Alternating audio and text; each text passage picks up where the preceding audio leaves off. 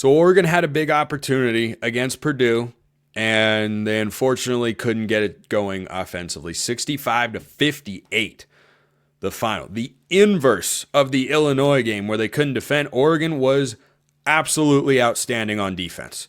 Purdue's two leading scorers did most of their damage at the free throw line. Trey Kaufman ran in 23 points. Braden Smith had 15. Those guys had 14 combined made free throws. Kaufman Wren was 7 of 20 from the floor. Smith was 5 of 15.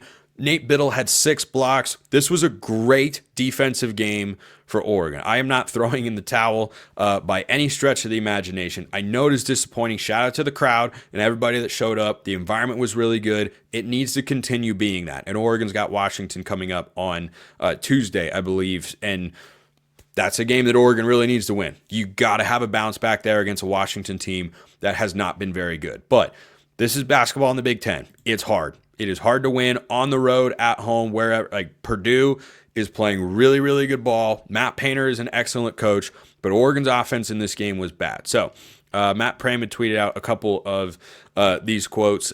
He said, Prame did, that Dana Altman is livid. He first blamed himself and the coaching staff, but he said the team didn't execute the game plan on offense and all went rogue. He is upset he didn't pull guys. Dana Altman later had a quote that went like this, quote, "I'll tell you what, we're a poorly coached team.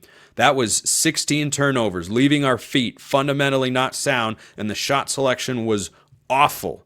Really disappointed in myself to not get our guys to execute what we wanted." Now, Dana Altman's falling on the sword there because he's a veteran head coach. He understands how it needs to be, and he's an adult in the room, and he can handle that sort of stuff. If you go watch the press conference, Dana Altman is mad because I think he did coach the guys to be ready for that game, and they just didn't execute. To say that, guys were going rogue offensively and not executing the game plan and such, is that on coaching? Yeah, should have made some more adjustments during the game, perhaps. He said he's upset he didn't pull guys. Okay, I get that. But sometimes the guys just got to go out there and be better than they were, and they just weren't very good. So Oregon shot 29 three-pointers in this game. They only made 7 of them. They were 11 of 21 on 2-point field goals and 15 of 17 at the line. But they put up 58 points at home. Now, Purdue is an incredibly well-coached defensive team. Full credit to the Boilermakers here. Apparently, this Big Ten basketball season is just the football revenge tour. Who's beaten Oregon this year? UCLA, Illinois, Purdue.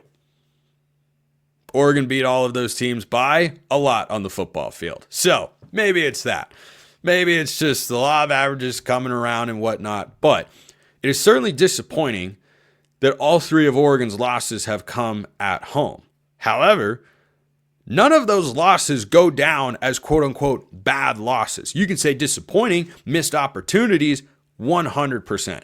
Even the Illinois game, yeah, they didn't defend very well. But Illinois hit a bunch of shots. They hit a lot of really tough threes. Sometimes you're going to run into a team that does that, and Illinois is really good. A bad loss is if you had lost to Portland, which they could have done at home earlier this year, or in the past when they would lose to bad Cal teams or Stanford, like those are the games that so far Oregon has avoided. That's very encouraging. Very encouraging.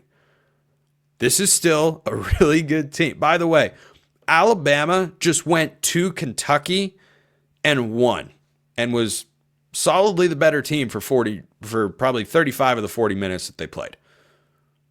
Oregon's got to win against Alabama. Oregon's got to win against Texas A&M as well, who's really good. The ceiling on this Oregon team hasn't changed. So, yes, this is a missed opportunity for Oregon to pick up a win, because are you going to go to West Lafayette and beat Purdue? Probably not. You're probably not going to do that. They could, but probably not. So, it's a missed opportunity for Oregon to have another victory that would continue to keep them into the discussion for a 1 or 2 seed. Lenardi's last bracket projection had them as a 3 seed. I don't think this drops them out of that. They would fall a little bit if they lose to Washington, because Washington is not very good. But What I really liked about this game is that Oregon was awesome defensively. And Dana said as much. He liked their effort, intensity. They did a lot of good things. I mean, they had 7 block shots, 1 from KJ Evans and 6 from Nate Biddle, who is just a really good basketball player all around. Both ends of the floor. He had 18 points in this game, but only 2 rebounds. And Oregon was -5 on the glass, and they were -4 in turnover margin. That's what this game came down to. They couldn't get shots when they needed to. They were taking too many threes. Yeah, they struggled in a couple areas, but the defense has at times not been where it has needed to be. In the last couple of games, I have seen signs of growth in that area, and that's been a hallmark of Dana Altman teams, is they get better as the season goes on, not because the offense changes, because the defense usually changes. So that's something I will be watching for as they progress, but Oregon is sitting at 15-3. All 3 losses are in conference play. They still have a lot of games left, but they have Washington, then they go at Minnesota, at UCLA, and host Nebraska. By Big Ten basketball standards, that is a favorable stretch.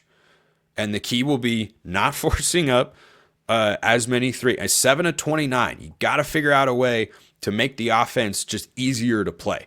It looks so hard, and Purdue is really good, but there wasn't ever an adjustment there during the game. So Dana and the guys have to be able to make that adjustment there. But if they keep playing like this defensively, I feel confident they can go through that stretch and win at least 3 of their next 4 games. And if they do that, I will be pretty happy, and I think they will keep where their seeding is at right now. Then they hit a tougher stretch, Michigan, Michigan State, both on the road, both of whom are really good. They do not go to Purdue, by the way. It's Northwestern, Rutgers, Iowa, at Wisconsin. That'll be tough. USC, Indiana, then at Washington. So missed opportunity, but nothing calamitous here for Oregon hoops. It is all good. Not every game goes your way, and the Big Ten is really good. The SEC is really good, and Oregon's got those 2 SEC wins. Alabama and Texas A&M continue, and USC's been playing better as well. Those wins are going to keep boosting Oregon's resume. So, I would really like for this team to be able to manage a top 4 seed in the NCAA tournament. That's typically who makes up the Final Four. They're on track to do that, but what they have to really avoid is don't let this one loss become something that allows it to snowball. Like Washington, must-win game, because you're going to go on the road for the next 2 games after that. You cannot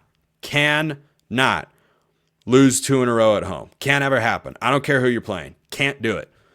Especially when you're playing a Washington team that is towards the bottom of the Big Ten conference standings right now. And it's the Huskies. You got to beat the Huskies. Like, come on. So, get a bounce back on Tuesday. I will be just fine. No panic, no alarm, no nothing of that sort here for Dana's squad. Just, that's a missed opportunity to really, really climb for one of those top seeds. But still, I expect Oregon, if they keep playing the way that they are capable of, to be a top 4 or 5 seed when the NCAA tournament rolls around. Appreciate everyone listening. I will see you next time. Have a wonderful rest of your day, and go Ducks.